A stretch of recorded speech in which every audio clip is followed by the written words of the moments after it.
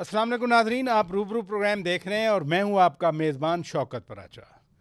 वज़ीर आला खैबर पख्तूनख्वा अली अमीन ख़ान गंडापुर ने ऐलान कर दिया कि वो भारत को अब फाइनेंशियल एक्शन टास्क फोर्स लेके जाएंगे क्योंकि भारत दहशतगर्दी फैला रहा है। अली अमीन ख़ान गंडापुर का ख़ुद एक बयान आया था कि वो दहशतगर्दों को पकड़ते हैं तो इदारे उनको रिहा करवा लेते हैं, गुड तालिबान और बैड तालिबान की बात की थी। उसी बयान को बुनियाद बनाकर भारत पाकिस्तान को एक बार फिर फेटफ ले गया है। अली अमीन ख़ान जब ले जाएंगे तो क्या वो कुछ कर पाएंगे, क्योंकि ये तो रियासती मामलात हैं। हमारी हुकूमत खुश है कि अमेरिका ने पाकिस्तान पे सिर्फ 19% टैरिफ आयद किया है। बांग्लादेश में, वियतनाम में और भारत के केस में ज़्यादा है पाकिस्तान से, इसलिए पाकिस्तान के पास अपॉर्चुनिटी है।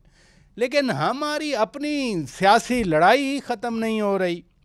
अदालत से सज़ाएँ आ रही हैं और फिर असम्बलियाँ खाली करने की धमकियाँ दी जा रही हैं और इसके साथ साथ अपनी तहरीक को 5 अगस्त तक पीक पर ले जाने के ऐलानात यकीनन पाकिस्तान के लिए एक परेशान कुन सियासी मंजरनामा पेश कर रहे हैं। नाज़रीन, अहम मामलात पर बात करने के लिए आज हमारे रूबरू हैं कौमी असम्बली में PTI के चीफ विप मलिक आमिर डोगर साहब, वज़ीर आज़म के कोऑर्डिनेटर अख्तियार वली ख़ान साहब और पीपल्स पार्टी के रुकन कौमी असम्बली नवाबजादा इफ्तिखार अहमद ख़ान साहब।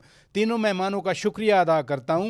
मलिक आमिर डोगर साहब, आपसे प्रोग्राम का आगाज़ करते हैं। ये फरमाइए कि अली अमीन ख़ान गंडापुर ने जब ये बयान दिया कि दहशतगर्दों को रिहा करवा लिया जाता है इदारों की तरफ से, वो बयान उठा के भारत फेटफ में चला गया, फाइनेंशियल एक्शन टास्क फोर्स में। अमेरिका ने पाकिस्तान का टैरिफ कम किया है, 19% दिया है, पाकिस्तान के लिए मौके हैं। हुकूमत कहती है कि अली अमीन ख़ान गंडापुर का बयान पाकिस्तान के लिए फिर मुश्किलात पैदा कर सकता है। क्या कहेंगे आप? जी पराचा साहब, जहां तक दहशतगर्दों की बात कर रहे हैं तो आपने देखा कि कल अपोजिशन लीडर कौमी असम्बली को भी दहशतगर्दी अदालत ने दहशतगर्द बनाकर 10 साल की सजा दे दी। उनके साथ पार्लिमानी लीडर नेशनल असम्बली जरताज गुल साहिबा को दहशतगर्द बनाकर 10 साल की सजा दे दी गई। उनके साथ वेस्ट पंजाब के सदर हमारे MNA राय हसन नवाज साहब को दहशतगर्द बनाकर 10 साल की सजा दे दी गई दहशतगर्दी अदालत ने। राय हैदर अली खरल MNA साहब को दहशतगर्द बनाकर 10 साल की सजा दे दी गई। और हमारे MNA और डिप्टी पार्लिमानी लीडर कौमी असम्बली अहमद चट्टा साहब को 10 साल की सजा दे दी गई दहशतगर्द बनाकर। और उनके साथ जुनेद अफजल शाही, असद हरल और 4 MNA MPs और 6 MPs को भी 10 साल सजा दे दी गई दहशतगर्द बनाकर। अच्छा मलिक साहब, वैसे मलिक साहब जो केसेस थे, अभी रुकिए, जो केस, मेरा सवाल काइंडली ले लें, मेरा सवाल ले लें। मैं सवाल जो ना दहशतगर्दों की बात किया नहीं, मेरा सवाल ये है कि मैं पहले आपको पाकिस्तान के दहशतगर्दों की तो बात बताऊं ना। ये तो खैर अब देखे ना, सबको पता है कल सजाएं हो गई। उसके बाद फिर सेनेट के नहीं, क्या बात कर रहे हैं, इतना बड़ा मामला आप कह रहे हैं, सबको पता है। सेनेट का अपोजिशन लीडर जी शिबली फराज साहब, उसको 10 साल की सजा दे दी गई दहशतगर्द बनाकर। और 4 दिन पहले opposition leader Punjab assembly Malik Ahmad Khan Bachar, उसको 10 साल की सजा दे दी गई दहशतगर्द बनाकर। तो अब दहशतगर्दी और दहशतगर्दों की आप जो जिसको कहते हैं उसकी डेफिनेशन तशरीह खुद कर लें कि पंजाब असम्बली का अपोजिशन लीडर। अच्छा, मैं यही गुजारिश करना चाह रहा था, मैं यही गुजारिश करना चाह रहा था मलिक साहब। दहशतगर्द नहीं सुने ना, मैं मलिक साहब यही गुजारिश करना चाह रहा था। दहशतगर्द 6 MPs दहशतगर्द, 108 खवातीनों हजरात कारकुनान जिन्होंने कभी गमला नहीं तोड़ा, जिन्होंने कभी। अच्छा, मैं यही गुजारिश करना चाह रहा था कि ATC ने तो ATC एंटी टेरर कोर्ट ने तो सजा दी, लेकिन केसेस तो 9 मई वाले थे। ये थोड़ा था कि ये दहशतगर्दी में इन्वॉल्व हैं, वो केसेस और थे ना, उसमें अदालत वही थी। नहीं, उमर अयूब हरीपुर बैठा, उसने सिर्फ उसके उड़न कटोला था, उसने फैसलाबाद में आके 9 मई में आके तोड़फोड़ कर दी। बिलाल चट्टा उस दिन वजीराबाद बैठा है, बिलाल इजाज वो आ गया, सरताज डीजी खान बैठी है वो आ गया। यार कोई जुल्म और बर्बरियत और कोई फस्तायत, अदालती निजाम को आपने तबाह बर्बाद करके रख दिया। आप सियासी इंतकाम का निशाना बनाए तहरीक इंसाफ को, जितना बना सकते हैं, 2 साल से बना रहे हैं। कभी पाकिस्तान की तारीख में ये मिसाल आपने देखी है कि बदतरीन इंतहा है सियासी इंतकाम की, कि तीनों ऐवानों के लीडर ऑफ द अपोजिशन को आपने 10 साल दहशतगर्द बना दिया, इस वजह से कि वो इमरान खान के साथ है। अख्तियार खान वली साहब, आपकी पार्टी शिकायत कर रही थी कल से, और आज उज़्मा बुखारी साहिबा ने, वज़ीर इत्तलात पंजाब ने भी बड़ी सख्त सुनाई कि अली अमीन खान कम बोला करें, खामोश रहा करें, वरना पाकिस्तान के लिए मसाइल होते हैं, क्योंकि भारत फैटफ में चला गया उनका बयान पकड़ के। आज तो अली अमीन खान ने ऐलान कर दिया कि वो भारत को फैटफ में, फाइनेंशियल एक्शन टास्क फोर्स में लेके जाएंगे। आपकी हुकूमत तो नहीं ले जा सकी, क्या वो ले जाएंगे? बिस्मिल्लाहिर्रहमानिर्रहीम। बहुत शुक्रिया शौकत पराचा साहब। देखें, इंसान जितनी उसकी अकल हो, जितनी उसकी बसात हो, जितनी उसका इल्म हो, जितनी उसकी तालीम हो, जितनी उसकी तरबियत हो, उतने हिसाब से उतनी ही बात करे तो ज्यादा बेहतर लगता है। अली अमीन साहब की ग्रूमिंग क्या है? खुद तो वो मैथमेटिक्स और रियाजी में इतने फेल हैं कि उनको इस्लामाबाद से पेशावर पहुंचते हुए 3 जिलों का नहीं पता, उसको 13 कह देते हैं और बार बार कहते अच्छा, हैं। नहीं 13 तो नहीं जो कहे रियाजी के थे, पर्चे में 13 फेल है, नहीं तो कहे, सुने 13 नहीं कहे थे, 12 कहे थे। मुझे अच्छी तरह याद है कि 12 जिलों से गुजर के आए हैं। चलें जी, ठीक है, आप 12 कह ले, लेकिन 3 और 12 में जमीन आसमान का फर्क है। जिसकी ये गिनती ठीक ना हो, तो इसका मतलब यह है कि वो अपने पर्चे में 33 नंबर भी नहीं ले सकता पास होने के, तो अब फैटफ वो क्या लेके जाएगा? और मुझे ये बताइए कि अली अमीन ने ये जो उसने बयान दिया है ना, हम इनको कहते हैं कि जरा मुंह पे, पहले बुजुर्गों से ये कहावत सुनी थी कि पहले तोलो फिर बोलो, थिंक बिफोर यू स्पीक, बोलने से पहले थोड़ा सोच लिया करो। अब बदकिस्मती है, बदबख्ती है कि आप एक सूबे के वजीर आला बन गए हैं। ये हादसा ही है और कुछ इससे कोई काम नहीं है। तो जरा मुंह से बात निकालने से पहले अगर बंदा सोच ले कि मैं क्या कह रहा हूं, आप रियासत के एक सुतून के जिम्मेदार। मलिक अहमद खान बच्चर, उसको 10 साल की सजा दे दी गई दहशतगर्द बनाकर।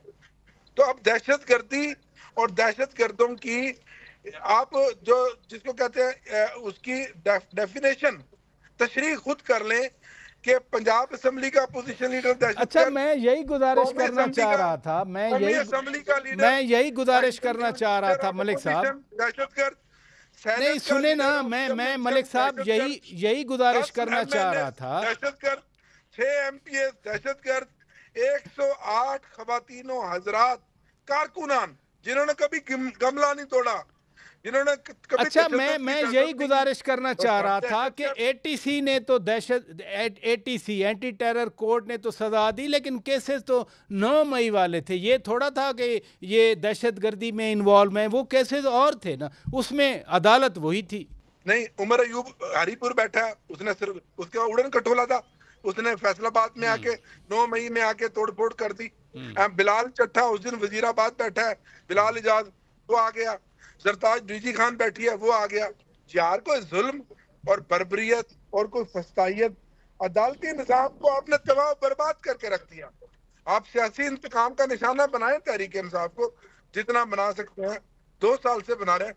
कभी पाकिस्तान की तारीख में ये मिसाल आपने देखी है कि बदतरीन इंतहा है सियासी इंतकाम की, कि तीनों ऐवानों के लीडर ऑफ द अपोजिशन को आपने 10 साल दहशतगर्द बना दिया, इस वजह से कि वो इमरान खान के साथ है। अख्तियार खान वली साहब, आपकी पार्टी शिकायत कर रही थी कल से, और आज उज़्मा बुखारी साहिबा ने, वज़ीर इत्तलात पंजाब ने भी बड़ी सख्त सुनाई कि अली अमीन खान कम बोला करें, खामोश रहा करें, वरना पाकिस्तान के लिए मसाइल होते हैं, क्योंकि भारत फैटफ में चला गया उनका बयान पकड़ के। आज तो अली अमीन खान ने ऐलान कर दिया कि वो भारत को फैटफ में, फाइनेंशियल एक्शन टास्क फोर्स में लेके जाएंगे। आपकी हुकूमत तो नहीं ले जा सकी, क्या वो ले जाएंगे? बिस्मिल्लाहिर्रहमानिर्रहीम। बहुत शुक्रिया शौकत पराचा साहब। देखें, इंसान जितनी उसकी अकल हो, जितनी उसकी बसात हो, जितनी उसका इल्म हो, जितनी उसकी तालीम हो, जितनी उसकी तरबियत हो, उतने हिसाब से उतनी ही बात करे तो ज्यादा बेहतर लगता है। वाली अमीन साहब की ग्रूमिंग क्या है? खुद तो वो मैथमेटिक्स और रियाजी में इतने फेल हैं कि उनको इस्लामाबाद से पेशावर पहुंचते हुए 3 जिलों का नहीं पता, उसको 13 कह देते हैं और बार बार कहते अच्छा हैं। नहीं, तो 13 जो नहीं कहे रियाजी थे, के पर्चे में 13 फेल है, तो नहीं मैं कहे, सुने सुने, 13 नहीं कहे थे, 12 कहे थे। मुझे अच्छी तरह याद है कि 12 जिलों से गुजर के आए हैं। चले जी, ठीक है, आप 12 कह ले, लेकिन 3 और 12 में जमीन आसमान का फर्क है। जो जिसकी ये गिनती ठीक ना हो, तो इसका मतलब यह है कि वो अपने पर्चे में 33 नंबर भी नहीं ले सकता पास होने की, तो अब फेटफ वो क्या लेके जाएगा? और मुझे ये बताइए कि अली अमीन ने ये जो उसने बयान दिया है ना, हम इनको कहते हैं कि जरा मुंह पे, पहले बुजुर्गों से ये कहावत सुनी थी कि पहले तोलो फिर बोलो, थिंक बिफोर यू स्पीक, बोलने से पहले थोड़ा सोच लिया करो। अब बदकिस्मती है, बदबख्ती है कि आप एक सूबे के वजीर आला बन गए हैं। ये हादसा ही है और कुछ इससे कोई काम नहीं है। तो जरा मुंह से बात निकालने से पहले अगर बंदा सोच ले कि मैं क्या कह रहा हूं। आप रियासत के एक सुतून के जिम्मेदार बंदे हैं और आप कहते हैं कि तालिबान के बारे में इतने गैर जिम्मेदाराना बयान आप दे देते हैं कि भारत उसको पकड़ के फटफ चला गया। अब इसका नुकसान होगा पाकिस्तान को, पाकिस्तानी अवाम को, पाकिस्तानी मईशत को और अच्छा, बैनुल अल्लाह ना अक़वामी तौर करे, पर। अल्लाह ना हालांकि ये करे अगर मैं पाकिस्तान कहूं का नुकसान हो। एक और चीज भी कि ये दहशतगर्दी से रिलेटेड, इस तरह कल इनके वजीर आजम की जेर इनके लीडर सदारत, जो थे वो डेलिबरेटली भी किया करते थे। अच्छा, कल वजीर आजम की जेर सदारत हार्डन द स्टेट वाली स्टेयरिंग कमेटी का इजलास हुआ, जिसमें army chief field marshal Asim Munir Syed भी थे, DGISI आसिम मलिक साहब भी थे। और उसमें एक अहम बात आई कि वफाकी और सूबाई हुकूमतों के दरमियान हम आहंगी को मौसर किया जाने की जो सिफारशात हैं, उन पर सख्ती से अमल किया जाएगा। अब वफाक, आपकी हुकूमत, अली अमीन खान की हुकूमत सूबे में, यहाँ तो कोई हम आहंगी नज़र नहीं आई। फिर मकासद कैसे हासिल होंगे इस हार्डन द स्टेट वाली पॉलिसी के? ये हम आहंगी जो है ना, ये जरूरी होती है, लाजिमी जुज होता है। अगर आप हुकूमत में हैं और आप फेडरल गवर्नमेंट की मुखालिफ पार्टी हैं, उसके बावजूद भी आपको साथ चलना होता है। ये जो कुछ पॉलिसी स्टेट की होती है, उसमें पार्टी पॉलिसी फिर नहीं देखी जाती, वो फिर रियासत की पॉलिसी अडॉप्ट करनी पड़ती है, मुल्क की पॉलिसी अडॉप्ट करनी पड़ती है। वो और इसी तरीके से आपको चीजों को मिला के चलना होता है। अदरवाइज अगर आप नहीं करेंगे तो उसका नुकसान फिर पाकिस्तान को होता है, उस सूबे को होता है जिसमें आपकी हुकूमत है। और क्यों नहीं करेंगे मुझे बताइए? बाजोड़ में लोग मर रहे हैं, मोहम्मद में मर रहे हैं, कर्फ्यू लगे हुए हैं, वजीरिस्तान के हालात संभल नहीं रहे, पुलिस के हालात ये हैं कि उस दिन हम तो हैरान रह गए। IG ने कह दिया कि हमें डेलिबरेटली शायद या अनडेलिबरेटली कुछ जगहों पे इतना कमजोर करके रख दिया गया है कि हमारी पेट्रोलिंग उन सड़कों पे बंद इवन हो जाती है शाम के बाद। और वहां पे फिर तालिबान आके अपना राज जो है वो और अपनी अदालत वो लगा लेते हैं। तो एक ऐसे सूबे का वजीर आला सॉफ्ट से हार्ड स्टेट की तरफ कैसे नहीं जाएगा? और अगर नहीं जाएगा तो इसका मतलब यह है कि he is not sincere with the public of Khyber चले, पख्तूनख्वा। आपने खतरनाक सूरत हाल की तरफ इशारा किया। मैं नवाबदादा साहब की तरफ जाता हूँ। नवाबदादा इफ्तिखार अहमद खान साहब, अली अमीन खान गंडापुर कहते हैं, डिस्पाइट ऑल दीज फैक्ट्स जो इन्होंने अख्तियार वली खान साहब उसी सूबों से हैं बयान किए, अली अमीन गंडापुर कहते हैं कि ऑपरेशन नहीं होने देंगे, ड्रोन नहीं उड़ने देंगे। ऊपर से वज़ीर दाखिला मोहसिन नकवी साहब ने कहा कि पूरे वसाइल इस्तेमाल होंगे। जब हम आहंगी नहीं है, हार्डन द स्टेट वो स्ट्रेटजी पे, तो हम आहंगी ज़रूरी है। हम आहंगी नहीं है तो फिर फितना तो ख्वारिज या फितनाल हिंदुस्तान पे काबू कैसे पाया जाएगा? खान साहब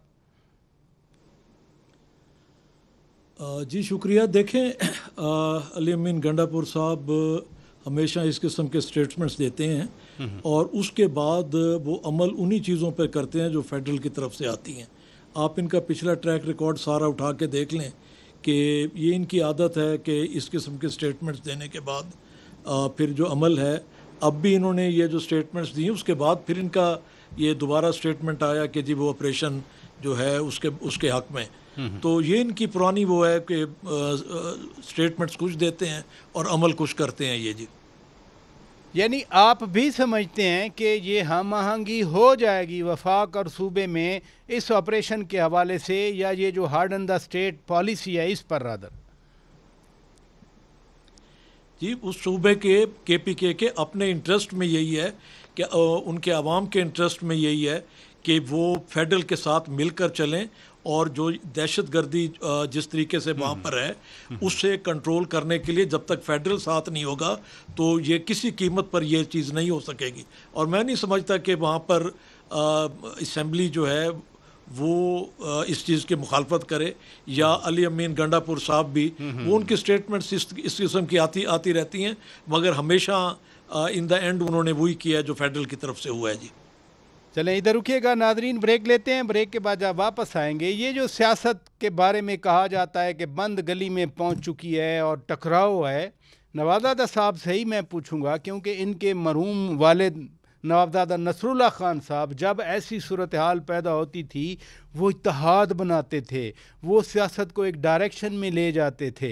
इन्होंने क्या सीखा है और ये क्या सोचते हैं, क्या करना चाहिए? ब्रेक के बाद बात करते हैं नाजरीन, stay with us. Welcome back नाजरीन, आप रूबरू प्रोग्राम देख रहे हैं। हम बात कर रहे हैं ताज़ा तरीन मुल्क की सूरत हाल के हवाले से। नवाबजादा इफ्तिखार अहमद खान साहब, जब आपके वालिद मरहूम नवाबजादा नसरुल्लाह खान साहब हयात थे और सियासत जब कहीं बंद गली में फंसती थी वो इत्तेहाद बनाया करते थे। कुछ मुझे भी मौका मिला उनकी खिदमत में बैठने का। अब वो डायरेक्शन में सियासत को ले जाते थे। अभी क्या वजह है कि PTI इत्तेहाद बनाना चाह रही है, वो तनहा नज़र आती है, तहरीक-ए-तहफ़्फ़ुज़ आईन पाकिस्तान वाले उनके साथ हैं, लेकिन ये सियासत फंसी हुई है। कैसे आगे बढ़े सियासत? देखें, पार्टीज़ के दरमियान इख्तलाफात होते हैं, मगर जब अलायंस बनाए जाते हैं जिस तरह नवाज़ साहब बनाते थे तो मिनिमम जो है पॉइंट्स के ऊपर आपस में इत्तफाक राय पैदा की जाती है। तो आजकल जो सूरत हाल है उसमें थोड़ा बहुत हमें हमारे अपने PTI के दोस्तों को, हमारे भाइयों को इस पर सोचना होगा कि बहुत सारा इन्होंने काम करके देख लिया। तमाम पॉलिटिकल पार्टीज़ के ख़िलाफ़, सदर जरदारी साहब के ख़िलाफ़, शहबाज शरीफ साहब के साथ, अच्छा इसी तरह काजी अपना ईसा फैज़ साहब का उन्होंने जिस तरीके से वो किया, रेफरेंस दिया, फिर उनका जी फैज़ ईसा साहब का, अच्छा इसी तरह जनरल आसिम मुनीर साहब का आप देख लें कि ISI से फारिग किया, चीफ बनने की राह में रुकावटें, आज वो आर्मी चीफ हैं। सदर जरदारी साहब को कि जी आपको नहीं छोड़ूंगा, आपको मैं गिरफ्तार करूंगा, जेल में डालेंगे, आप मेरी बंदूक के नशिश पर हैं, ये सारी बातें, आज वो प्रेसिडेंट पाकिस्तान है। इसी तरह शहबाज शरीफ साहब के बारे में कि इन्हें जो है मैं अरेस्ट करूंगा, मैं इन्हें छोड़ूंगा नहीं, और इस किस्म की सारी बातें। फिर राना सनाउल्लाह साहब के बारे में जिस तरह के मूँछों से पकड़ के मैं उसे जेल में डालूंगा, ये करूंगा, इसी तरीके से मुख्तलिफ़ चीज़ें। फिर बाहर से जो हमारे ओवरसीज़ पाकिस्तानीज़ हैं उन्हें कहा गया कि जनाब आप पैसे ना भेजें, उसका अंजाम भी आपके सामने है। फिर ख़ास तौर पे ये जो मौलाना फजल रहमान साहब के बारे में जो ज़बान इस्तेमाल की गई, फिर उन्हीं के दर पर जाना पड़ा। फिर इसी तरीके से महमूद खान अचकज़ई साहब के बारे में जिस तरीके से उनके कंटेनर पे ठहर के उनकी नकलें उतारी गईं, फिर अब उन्हीं को कहा जा रहा है कि जी 5 तारीख को भी आप हमारा जो है इसे लीड करें। तो ये सारी चीज़ें अब ये इनकी सोचने के लिए चीज़ें हैं कि ये ठंडे दिल से सोचें कि बहुत कुछ कर चुके हैं, अब खुदारा गंडासे को एक तरफ रखें और टेबल पर आएँ, मुज़ाकरात की टेबल पर बैठें और ये जो क्राइसिस हैं, जो पॉलिटिकल क्राइसिस है, इससे निकालें। और ख़ास तौर पे आपने देखा कि जब हिंदुस्तान के साथ 4 रोज़ की जंग थी, उसमें जो इनके बाहर बैठे हुए यूट्यूबर्स ने जो किरदार अदा किया, जो इनके लोगों ने यहाँ पर किरदार अदा किया, जिस तरह इंडिया के जो बयानिया था उन्हें इन्होंने तक़वियत पहुँचाने की कोशिश की, और ये सारी चीज़ें फिर जब फील्ड मार्शल अमेरिका जाते हैं वहाँ पर जो पब्लिसिटी। जी आप मुकम्मल कर लें। अब मेरा ख्याल है बहुत हो चुका है। जी मेरा ख्याल है अब बहुत हो चुका है।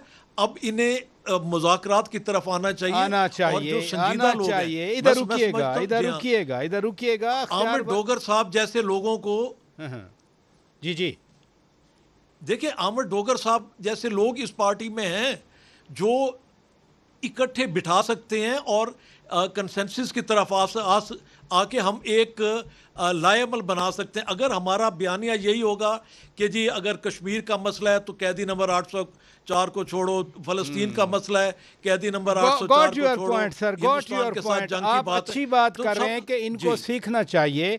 अख्तियार वली खान साहब बजाय इसके कि पीटीआई कुछ सीखे, वो तो कह रहे हैं कि इन सज़ाओं जो 9 मई में मिल रही हैं, हम असेंबलियों से निकलना चाह रहे हैं। वो अगर इस्तीफ़े दे देते हैं, क्योंकि उन्होंने हुकूमत केपी वाली भी तोड़ी थी, पंजाब वाली भी तोड़ी थी, कौमी असम्बली से भी निकल गए थे 2022 में, अगर वो निकल जाते हैं तो फिर तो जमहूरियत का हुसन तो इक्वली ट्रेजरी बेंचेस से और अपोजिशन से होता है, फिर तो मसला बन जाएगा जमहूरियत के लिए।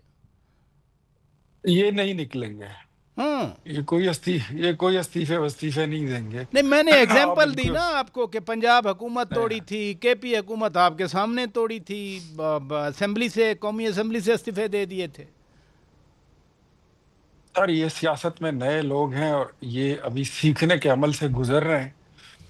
ये तो मतलब कुछ बैसाखियां अगर ना होती, ये साकिब निसार की अदालतों की, वो पानामा बेंच की, ये जनरल पाशा की, जनरल जहीर की, फिर जनरल बाजवा की, फिर जनरल फैज की, तो ये हुकूमत में नहीं आ सकते थे। और जैसे ही ये हुकूमत में आए, आपने देखा इमरान खान ने खुद कहा था कि यार हमारी इतनी ट्रेनिंग थी नहीं और हमें हुकूमत मिल गई है तो परफॉर्म करना थोड़ा मुश्किल है। हालांकि पहले क्या कहते थे कि हमारे पास 200 इकोनॉमिस्ट की टीम है, हम पेट्रोल 65 से 40 पे ले आएंगे, बिजली 5 से 2 पे आ जाएगी। आपने अख्तियार वली खान साहब जो बातें गिनी वो माजी की हैं। अब तो वो पीटीआई या तो आप खत्म करना चाह रहे हैं या फिर अब तो अवाम उनके साथ है ना, अब तो लोग उनके साथ हैं।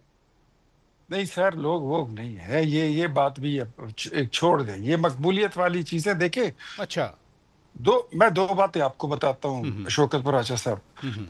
ये उस वक्त इनको अकल थी नहीं, हुकूमत इनको मिल गई, फिर उसके बाद ये खैबर पख्तूनख्वा में हर बार ये नया तजर्बा कहते हैं। कभी परवेज खटक ने कंटिन्यू किया, महमूद खान ने कंटिन्यू किया, नो, ये अली अमीन जो आया है, मेरे ख्याल में इसको ला के ये सब अब पछता ही रहे हैं कि ये किस वला को हम ला के हमने बिठा दिया है, जो न यहाँ का न वहाँ का। कहते हैं लोगों के बारे में सुनते हैं कि वो विकेट के दोनों साइड पे खेलता है, लेकिन जहां से मैं उसको देखता हूं वो विकेट के चारों तरफ खेल रहा है।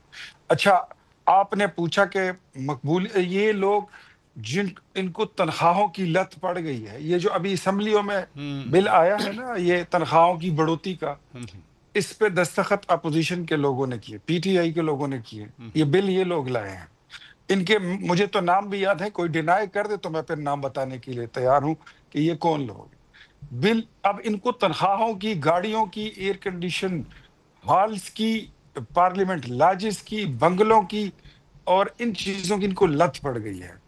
इमरान खान ये हिम्मत नहीं करेगा कि इनको बोलेगा कि आप इस्तीफा लिखो। मलिक आमिर डोगर साहब, इन्हीं सज़ाओं के हवाले से मैं बात करना चाह रहा हूं कि अदालत ने सज़ाएं दे दी, आपकी पार्टी की तरफ से एक कहा गया कि हम असेंबलियों से जा सकते हैं, ऐवानों से जा सकते हैं।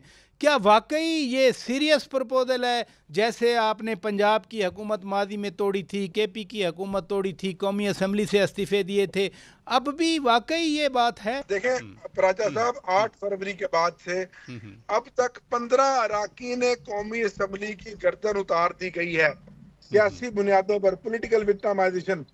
5 वो जो 26 तरमीम में आपने खरीदे, 4 वो उससे पहले जो 6 महीने असेंबली में रह के आपने उनको अदालत के जरिए नाअहल करार दिया, जिनमें राना फराज नून करोड़ पक्का से आपका ताल्लुक मेलसी से है, आपके करीब वाले हल्के से जो 16,000 वोटों से जीते, बिलाल इजाज जो गुजरांवाला से जीते, और एहसान विरक जो कामों की से जीते। 4 एमएनए आपने वो पहले फारिग कर दिए, उसके बाद लतीफ चतरालिया ने 1 से फारिग किया, फिर जमशेद दस्ती फारिग किया, फिर अहमद चट्टा फारिग किया, और 6 एमएनए कल आपने फारिग कर दिया। तो हम तो जाएं या ना जाएं, आपको तो हमारा वजूद वैसे भी असेंबली में पसंद नहीं है, और आप हीले बहानों से झूठे और बेबुनियाद मुकदमात में कौमी असम्बली में जितने MNAs बैठे हैं 15 को तो आपने पहले ही फारिग कर दिया, अब चाहते क्या है? और 77 कौमी असम्बली की नशिस्तें पहले ही आपने डाका डालकर माले गनीमत समझकर जो हमारी नशिस्तें थी वो भी हमसे छीन ली गई। अब इसके बाद क्या बात रह गई? यानी मैं जो पूछना चाह रहा था, आपने एक खैर इब्तदाई जुमले में कहा कि एक बात को मीडिया ने उठा लिया, यानी ये सीरियस प्रपोजल है या नहीं है? ये नहीं, अभी तो इस पर ये बातें बड़ी कबल वक्त है। अच्छा, ठीक है। अभी तो ये तो बड़ी कबल वक्त बात है। इसके साथ मैं एक चीज और ऐड कर दूं। जी जी। 2 बार हम कौमी असम्बली से निकले, हाँ। 2 बार हमने अपनी सूबाई हुकूमतें तोड़ी, लेकिन उसका हमें फायदा नहीं हुआ, नुकसान हुआ है।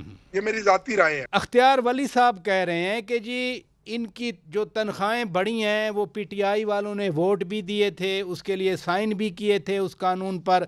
फिर वो कहते हैं ये तनख्वाहें इतनी इनको मिल रही हैं, इनको एयर कंडीशन मिल रहे हैं, इनको गाड़ियां मिल रही हैं, तो ये बस धमकी दे रहे हैं, ये ऐवान नहीं छोड़ेंगे। हम तो आग का दरिया अबूर करके यहाँ आए हैं 8 फरवरी के बाद। अगर आप हमें इस तरह के इल्जामात लगाकर खराब करना चाहते हैं तो फिर ये आपका तकब्बुर है, आपकी रूहनियत है। तनख्वाहें और मराद कोई हम अकेले तो नहीं ले रहे भाई, पूरी असम्बली ले रही है, अरकीन तमाम सेनेट वाले भी ले रहे हैं, आपके वजीर भी ले रहे हैं, स्पीकर भी ले रहे हैं। तो ये तो चाहते हैं कि हमें घुसाएं और हम आखिरी बॉल तक लड़ेंगे। आखिरी बंदा भी अगर कोई कौमी असम्बली में खड़ा होगा तो वो भी इमरान खान के नजरिए की बात करेगा, पार्लियामान की बालादस्ती की बात करेगा, आइन और कानून की बात करेगा, और अपनी जमहूरी जदोजहद हम हर फोरम पे ऐवान के बाहर और अवाम के अंदर, ऐवान के अंदर अपनी जमहूरी जदोजहद जारी रखेंगे। ब्रेक लेते हैं, ब्रेक के बाद जब वापस आएंगे, अमेरिका ने पाकिस्तान का टैरिफ कम कर दिया, भारत पे 25% है, वियतनाम और बांग्लादेश का भी ज़्यादा है, तो पाकिस्तान के लिए एक मौका है। लेकिन क्या अख्तियार वली खान साहब से मैं सवाल छोड़ता हूं कि PTI को ख़त्म करके ये पाकिस्तान मौका लेगा? यहाँ तो जमहूरियत है, हर कोई अपनी बात कर सकता है। ब्रेक के बाद बात करते हैं, stay with us. Welcome back नाजरीन, आप रूबरू प्रोग्राम देख रहे हैं। अख्तियार वली खान साहब, मैंने सवाल छोड़ा था, 19% पाकिस्तान पे टैरिफ लगाए, हमारी हुकूमत खुश है क्योंकि कंपिटिटर जो मुकाबले वाले मुमालिक हैं उनसे कम है, लिहाजा एक मौका है। अब उस मौका से फ़ायदा उठाने के लिए यहाँ हमें अमन चाहिए, हम आहंगी चाहिए। सियासी इख्तलाफात अपनी जगह पे, हर वक्त का इंतशार तो नहीं हो सकता। तो क्या पॉलिसी है? कुछ आप PTI के मुतालबात को रिड्रेस करेंगे, हल निकालेंगे, या PTI को ख़त्म करके ये हुकूमत की पॉलिसी क्या है कि PTI को ख़त्म करके ये मकासद हासिल करने हैं? देखिए, पाकिस्तान तहरीक इंसाफ को मेरे ख्याल में जितने मौके मुस्लिम लीग नून ने और मुस्लिम लीग नून की क़ियादत ने फराहम किए हैं कौमी इदारे में और कौमी सियासत में दाखिल होने के लिए और उसमें अपना रोल अदा करने का, शायद इतना मौके किसी ने और ने इनको मौके दिए हों। उस वक्त जब ये हुकूमत में थे, जब ये हम अपोजिशन में थे, फ्लोर ऑफ द हाउस वजीर आजम उस वक्त के अपोजिशन लीडर शहबाज शरीफ ने इनको चार्टर ऑफ इकोनॉमी की ऑफर की थी। आप इसको डिनाई नहीं कर सकते, पूरी दुनिया इसको जानती है इस बात को। जब हम इनको कहते हैं कि हम आपके साथ चार्टर ऑफ इकोनॉमी करते हैं तो इनका जवाब आता है कि जाओ अपना काम कर, तो कमी कोई नहीं थे। नेशनल सिक्योरिटी कमेटी में ये आप बुलाते हैं अपने मुखालिफिन को, उनके साथ बैठ के बात नहीं करते हैं।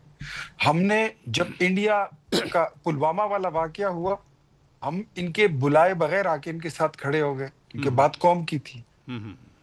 लेकिन जब हमने अब हुकूमत में आए हुए 2024 की हुकूमत को 1.25 साल अभी हुआ है, और 1.25 साल में ये 5वीं बार है जब वजीर आजम शहबाज शरीफ ने PTI को डायलॉग करने की, बात करने की, पॉलिटिकल प्रोसेस का हिस्सा बनने की, पार्लियामेंट में वो रखनेबाजी और वो शरंगेजी बंद करके कौमी तरक्की और कौमी धारे में शामिल होने की कई बार दावत दी, लेकिन उसका जवाब नेगेटिव आया।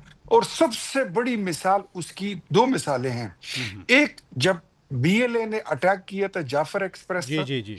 सारी PTI जो थी ये उस वक्त इंडिया की बोली, इंडिया की मीडिया की बोली बोल रहे चलें थे। वो तो खैर बातें और आ गई, उस वक्त बहुत बातें फिर आ गई इधर। 26वीं आईनी तरमीम की मैं बात करूंगा कि 26वीं आईनी तरमीम पे जितनी तजावीज इन्होंने दी, इन्होंने सीना तान के ये खड़े हो गए थे कि सारे 1 to R असल में जितना अहम ड्राफ्ट है बात यह है 26 जो आपने वो कही हमने तैयार कर कि लिया। 5 बार वज़ीर आज़म ने इनको मुज़ाकरात की दावत दी है। नवाबज़ादा इफ्तिखार अहमद खान साहब, आपको क्या नज़र आता है, क्या वाकई पीटीआई ऐवानों से इस्तीफ़े दे देगी जैसे वो कह रहे हैं?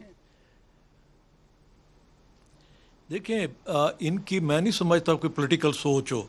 पहले भी जब इन्होंने कौमी असम्बली से आज तो इनकी तादाद कम है, उस वक्त तो बहुत बड़ी तादाद में ये थे और 2 सूबों में इनकी हुकूमत थी।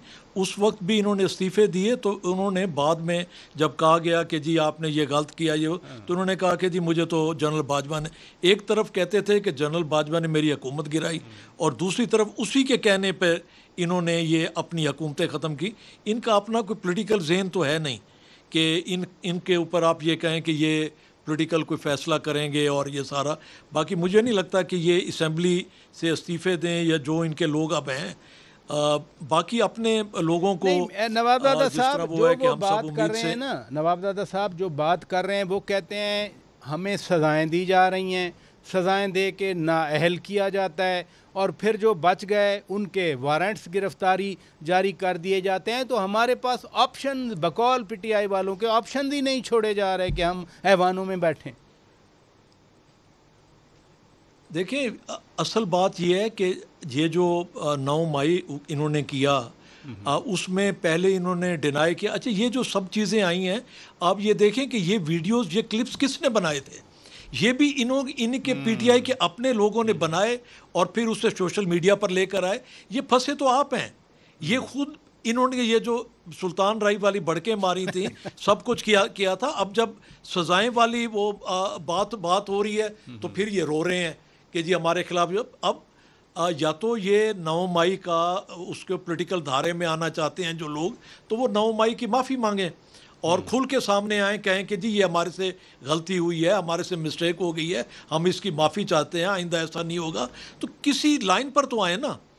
तो अब ये उससे खाम खा का एक वो अगर बनाना चाहें, बाकी ये सिर्फ अपने वर्कर्स को मुतमईन करने के लिए इस किस्म की बातें करते हैं कि जी वो है ना प्रोग्राम हम सब उम्मीद से हैं, तो उन्हें बस उम्मीद से रखना है इन्होंने। चलें, वैसे तो सबको उम्मीद में रहना चाहिए। मलिक आमिर डोगर साहब, बार बार ये सवाल उठाया जा रहा है जो सज़ाएं आई हैं वो तहरीक पे क्या असर पड़ेगा? 5 अगस्त को आपकी तहरीक का नुक्ते अरूज होना है।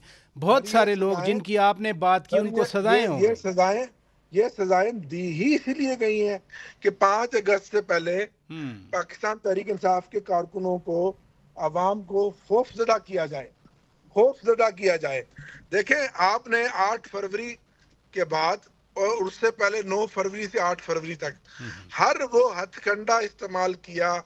आपने हुकूमती अदारों को बतौर हथियार इस्तेमाल किया, लेकिन आप ना इमरान खान की मकबूलियत कम कर सके, ना तहरीक इंसाफ के कारकुनों को आप दबा सके और ना ही अरकान असम्बली को आप खरीद सके। हर और बदतरीन, ऐसा कभी पाकिस्तान की सियासत में किसी सियासी पार्टी के साथ इतना इंतहा आपने सियासी इंतकाम की कर दी। बदतरीन मार्शलों में भी, राजा साहब आप बड़े सीनियर सीजन सहाफ़ी हैं और तारीख पर और पाकिस्तान की सियासी तारीख पर आपकी बड़ी गहरी नजर, कभी ऐसा नहीं हुआ जो आज तक हुआ। हाँ, माजी में सियासी इंतकाम होते थे, मुकदमात होते थे, लेकिन अदालतें किसी हद तक, मैं मुकम्मल उस वक्त भी नहीं कह रहा, किसी हद तक फिर आजाद होती थी। 6 महीने 8 महीने के बाद उस पॉलिटिकल लीडर को उसके अगेंस्ट जो हुकूमत बैठी होती थी, कहीं ना कहीं से रिलीफ मिल जाता था। बहुत शुक्रिया जनाब नवाबज़ादा इफ्तिखार अहमद खान साहब, आपने वक्त दिया। जनाब अख्तियार वली खान साहब, आपने वक्त दिया। आमिर डोगर साहब का भी शुक्रिया अदा करते हैं। नाजरीन, अपने मेज़बान शौकत पराचा को इजाज़त दीजिए। खुदा हाफिज़।